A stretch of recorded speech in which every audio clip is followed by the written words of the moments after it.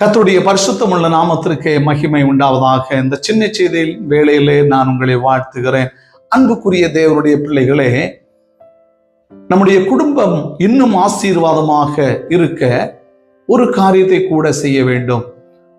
நம்முடைய சொந்த மனைவியை அன்பாக நாம் நடத்த ஆண்டவராகிய இயேசு கிறிஸ்து இன்று அழைப்பு கொடுக்கிறார். நம்முடைய குடும்பம் ஆசீர்வாதமான குடும்பமாக, அவரை நம்பி வாழும் குடும்பமாக இருக்கும்போது, நாம் இந்த சின்ன சின்ன காரியங்களை செய்யும் போது குடும்பத்தில் சமாதானம், சந்தோஷம் இவை யாவும் ஆண்டவர் இன்று உங்களுக்கு தருவாராக.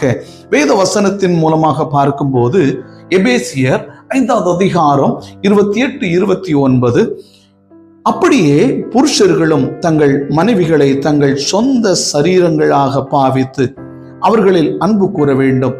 தன் மனைவியில் அன்பு கூறுகிறவன் தன்னில் தான் அன்பு கூறுகிறான். தான் சொந்த மாம்சத்தை பகைத்தவன் ஒருவனும் இல்லையே. கர்த்தர் சபையை போஷித்து காப்பாற்றுகிறது போல ஒவ்வொருவரும் தன் மாம்சத்தை போஷித்து காப்பாற்றுகிறான். திருச்சபையை ஆண்டவர் எவ்விதமாக போஷித்து காப்பாற்றுகிறாரோ அதே ரெஸ்பான்சிபிலிட்டி நாம் மனைவியிடத்தில் அன்பாயிருக்கும் போது ஆண்டவர் நம்முடைய குடும்பத்தையும் போஷித்து வழிநடத்துவார்.